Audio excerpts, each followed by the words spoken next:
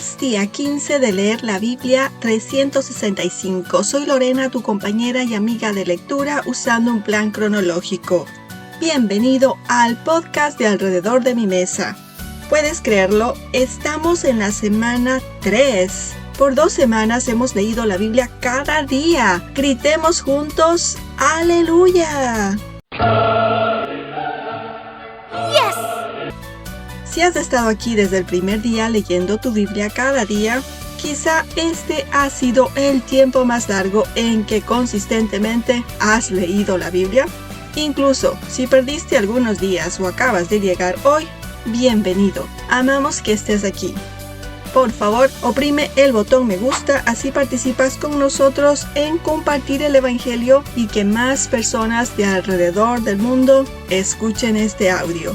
Hoy llegamos a la conclusión del libro de Job y así terminamos nuestro primer libro. Ahí viene otro ¡Aleluya! Los capítulos 40, 41, 42 son el banquete de hoy.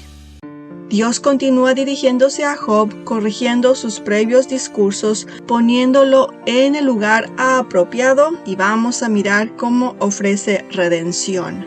Desmenucemos el capítulo 40, versículos 1 y 2. Después de pedirle a Job que explicara cómo Dios creó el universo, la tierra, la atmósfera, el cielo, el agua, las leyes de la naturaleza, el reino animal, ahora Dios lo desafía si ha visto o no lo tonto que ha sido cuestionar su bondad y justicia. En cuanto a nosotros, ¿seríamos capaces de responder a todas las preguntas que Dios ha estado planteando hasta ahora a Job? Bueno, ninguno de nosotros puede responder a las preguntas que Dios le ha hecho a Job. Eso significa que ninguno de nosotros está en posición de contender con Dios o acusarlo. Versículos 3, 4 y 5. Y eso es exactamente lo que Job se da cuenta cuando finalmente responde a las preguntas de Dios y humildemente reconoce su insignificancia y su limitada comprensión ante la abrumadora sabiduría y poder de Dios. Admite que habla de cosas que no entiende, temas demasiado maravillosos para que los comprenda por completo, y decide no hablar más, colocando su mano sobre su boca en un gesto de silencio y sumisión. Y este es el final de todo, ¿verdad? No lo es. Podríamos pensar que Dios dejó en claro su punto de vista, Job cedió y ahora todo está bien. Eso no es lo que Dios piensa. Dios aún no ha terminado con Job y tiene más que decirle. Versículo 6. Aquí viene el segundo set del interrogatorio desde el torbellino, que es un símbolo del poder de Dios. Versículo 7. Dios usa las mismas palabras que había empleado anteriormente. Prepárate para las revelaciones de Dios mediante las preguntas sobre su justicia. Como Job había dicho que no puede estar a la altura de Dios, y en lo que se refiere a comprender el mundo natural o a cuidar de la creación animal, ahora Dios le dice. Verso 8. ¿Y qué pasa con el ámbito de la justicia y equidad en el que me has estado acusando? Recordemos, Job se había permitido usar un lenguaje que implicaba fuertemente que Dios era indebidamente severo. Se había considerado a sí mismo castigado mucho más allá de lo que merecía y sufriendo de una manera que la justicia no exigía. Todo esto implicaba que en este caso él era más justo que Dios. Porque cuando un hombre se permite expresar tales quejas, indica que se considera más justo que su creador. Dios ahora pide a Job que sostenga esa proposición, ya que la había presentado, y que ponga los argumentos que probarían que él era más justo en el caso que Dios. Entonces, Dios responde algo así como, ¿de verdad? ¿De verdad vas a tratar de desacreditar mi justicia en este mundo? ¿De verdad vas a tratar de hacerme quedar mal para que tú puedas quedar bien? Demuestra que tienes razón y que tu creador está equivocado. Versículo 9.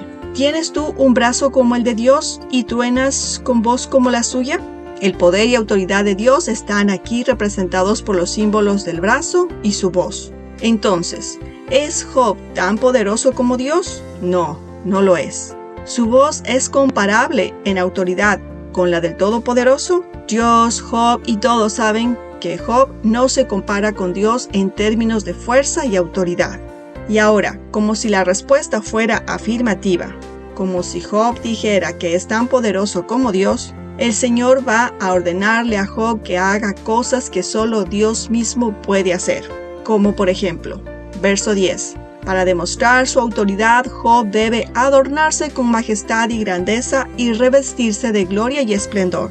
Esta abundancia de palabras que expresa una majestad incomparable capta la grandeza que acompaña a la manifestación de la realeza de Dios. Incluso un rey terrenal exhibe su autoridad con su vestimenta regia y con su apariencia. Dios le ordena a Job que asuma la apariencia física de una deidad. Qué fácil es eso, ¿verdad? Versículos 11, 2 y 13. Como Job ha estado cuestionando el trato de Dios con los malvados, Job ha sostenido que Dios lo está tratando incorrectamente como si fuera malvado. Y al mismo tiempo, Job mantiene que hay momentos en que Dios ignora a los malvados y su maldad, y simplemente como que se hace de la vista gorda ante ellos. O sea, Job no está del todo satisfecho con la forma en que Dios trata con la gente malvada. Entonces, por así decirlo, Dios le entrega a Job las llaves del auto y le dice, bien, ahora inténtalo tú. En estos versículos Dios afirma que su ira y sus efectos humillantes sí alcanza a los malvados en lugar de ignorarlos. Versículo 14. Con un tono fuertemente irónico, el Señor dice, si Job pudiera hacer todo esto, no necesitaría a Dios. Job no tendría necesidad de pedir un defensor, porque su propia mano derecha podría librarlo. Y por supuesto, esto es algo que Job no puede hacer, porque Job es Job y no Dios. Versículos del 15 al 24. Ahora Dios presenta a Behemoth, una poderosa criatura descrita como la cumbre de las creaciones de Dios, que se mueve con una fuerza y poder incomparables con los de cualquier otra criatura. Se presenta a Behemoth como una bestia herbívora, que yace bajo las plantas de caña fresca y sin que lo perturbe el flujo del río. Su fuerza se centra en sus caderas y músculos, y su cola se balancea como un cedro. Dios preguntó si había alguna persona con la capacidad de someter a Behemoth. Esto sugiere que Dios creó un animal que ningún ser humano podía dominar excepto Él. Además, su forma imponente da testimonio de la majestad de su Creador. Esto demuestra que Dios puede dominar todo. Entonces, Job lo que necesita hacer es confiar en Dios para su liberación. Desmenucemos ahora el capítulo 41, versículo 1. No cabe duda, el Señor está evocando la imaginación de Job y dirige su atención hacia esta criatura, ahora llamada Leviatán, evocándola como la criatura más terrible que los humanos puedan concebir, y da una gráfica descripción. Versículo 2. Leviatán es imposible de capturar y controlar. Versículo 3 y 4. No se puede llegar a un acuerdo con Leviatán. Versículos 5 y 6. Es ingobernable. Versículos 7 y 8. Invencible. Versículos 9, 10 y 11. Incontrolable. Versículo 12. El Señor declara que no se quedará callado acerca de la fuerza de esta bestia, sino que más bien va a explicar en detalle las impresionantes características físicas de Leviatán. Versículos 13 al 17. Su armadura corporal es inexpugnable. Versículos 18 al 21. Emanaciones parecidas a las del dragón. Versículos 22 al 24. Su extraordinaria fuerza. Versículo 25. Ten cuidado cuando Leviatán se levanta. Versículos 26 al 29. Parte de lo que hace que esta criatura Leviatán tenga un efecto tan aterrador en los demás es la dificultad que cualquiera tendría para atacarlo. Traer una espada contra el Leviatán no tendría efecto. Tampoco lo tendrían la lanza, ni la flecha, ni la jabalina. Y el Señor habla una vez más de cuán ineficaces son las armas cuando se trata de Leviatán. De todas ellas, Él se ríe. Versículo 30. El Señor señala el efecto de Leviatán en su entorno. Versículos 31 y 32. El efecto que Leviatán produce en el agua y en la superficie del agua, donde quiera que va deja su marca. Versículos 33 y 34, resumen de la supremacía y dominio de Leviatán. El Señor termina su discurso con una nota sobre cómo Leviatán triunfa sobre los orgullosos. Y esto es lo que Dios le había ordenado a Job que hiciera en el capítulo 40. Si Job pensaba que podía ser Dios, entonces el Señor le dijo que una de las cosas que debía hacer era mirar a los orgullosos y tratar con ellos. Desmenucemos el capítulo 42, versículos 1, 2 y 3. Después que Dios concluyó su profundo discurso sobre el poder y misterios de la creación, Job, el hombre que ha visto a Dios y ha sido reprendido por él, da su respuesta final. Su primera confesión es: sé que puedes hacer todo, y sé que no hay nada que no puedas hacer. Si Dios quiere detener el sufrimiento de uno de sus hijos, nadie lo detendrá. Si Dios, en su sabiduría soberana, decide traer sufrimiento a la vida de uno de sus fieles siervos, ese siervo tendrá que soportar ese sufrimiento. Pero todo depende del Señor. Él da y quita, y haga lo que haga, es correcto. Y cualquier cosa que decida hacer no puede ser detenida por nadie más que por Él. También Job repite una pregunta que Dios le había hecho en los capítulos anteriores. Job dice: me preguntaste, ¿quién es el que oscurece el consejo sin entendimiento? Y la idea es que Job está diciendo: Dios, tenías razón. Y en la segunda confesión, Job admite que habló con ignorancia. Habló como si entendiera completamente cosas de las que ahora ha llegado a ver que no tiene idea. Job habló con tanta confianza de su propia inocencia y con la misma confianza de que creía que Dios estaba equivocado en la manera en la que trata con él. Pero después de todas estas preguntas y todas estas obras poderosas de Dios desfilando ante él, Job se dio cuenta de que no sabía nada, no entendía nada. No podía hacer que el mundo funcionara ni por una milésima de segundo. Se extralimitó al hablar de cosas que ignoraba por completo. Versículo 4. Y Job tiene una confesión más. Job repite a Dios una pregunta que Dios mismo le hizo en los últimos capítulos. Y Job quiere que el Señor sepa que en verdad le escucha. Dios le ordenó a Job que escuchara. Y entonces Job está dispuesto a sentarse y recibir instrucción de Dios, y deseaba fervientemente que le enseñara sus caminos. Versículo 5. Viene otra declaración de Job: de oídas te había oído, ahora mis ojos te ven. Job ha oído, y en verdad ha escuchado y prestado atención al Señor.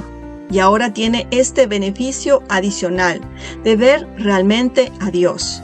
Y ciertamente Job está hablando de la vista física y está señalando una realidad más allá. Job no solo ha visto la representación física del Señor, pero ha experimentado a Dios. A través del sufrimiento de Job y sus luchas que han acompañado a ese sufrimiento, Job literalmente se ha encontrado cara a cara con el Señor y ha experimentado a Dios de una manera más íntima y personal. No se trata solo de escuchar acerca de Dios, de la boca de sus 3 amigos o de su esposa. No, ahora Job ha escuchado a Dios y ha tenido una experiencia directa con Él. Y ahora para él eso le basta. Versículo 6. Job evidentemente no solo retiró sus acusaciones contra Dios, sino que también despreció y rechazó su actitud de orgullo. Job se arrepiente de la creciente amargura de su espíritu y de sus acusaciones de que Dios era injusto. Se aparta de su intención anterior de presentar acusaciones contra Dios por tratarlo injustamente. Versículos 7, 8 y 9. Dios se dirige entonces a Elifaz, uno de los amigos de Job, y le expresa su desagrado por no haber hablado correctamente de él como lo hizo Job. Aunque Job se equivocó en su manera de acercarse a Dios al exigirle que se explicara ante él, Dios dice aquí que lo que Job dijo sobre él era esencialmente correcto, porque sus amigos habían afirmado que Dios siempre castiga el mal y siempre recompensa el bien en esta vida y casi de inmediato. Y Dios dice aquí, eso simplemente no es correcto. Dios también se muestra misericordioso y ordena a Elifaz, Bildad y Zofar que ofrezcan un holocausto por ellos mismos, y Job ora por ellos, lo que indica que ahora Job es su sacerdote y mediador ante Dios. Dios reconoce plenamente a la vista de estos 3 acusadores que Job es su siervo. ¿Su qué? Se afirma 3 veces en este versículo. Job es el siervo de Dios. Si había alguna duda al respecto, ya no. Dios deja claro que Job es su verdadero siervo. Y si no ofrecen ese sacrificio, y si Job no ora por ellos, Dios indica amenazadoramente contratar a estos hombres de acuerdo con su necedad. Estos hombres se habían considerado sabios.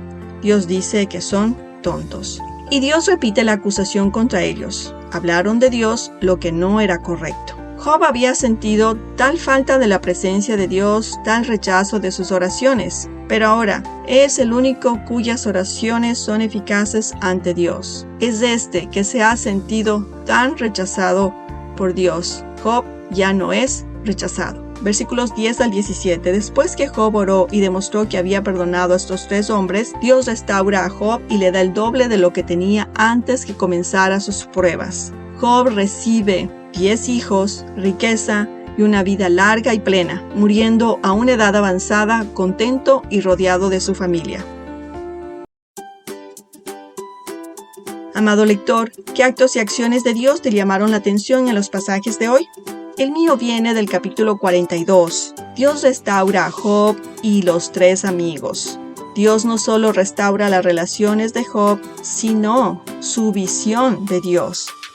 ¿Cómo respondo a esto? Cuando por alguna razón me vaya a sentir alejada o distante de Dios, que me lleve a sentirme desorientada, me recordaré que Dios se acercó a esta gente que lo malentendieron, que pensaban y hablaban mal de Él y mintieron sobre Él. Y en lugar de ser cruel con ellos, los perdonó, restauró y los acercó entre ellos y a Él mismo.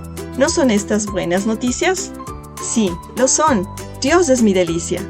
Mañana continuaremos con Génesis. El banquete está en Génesis capítulos 12, 13, 14 y 15.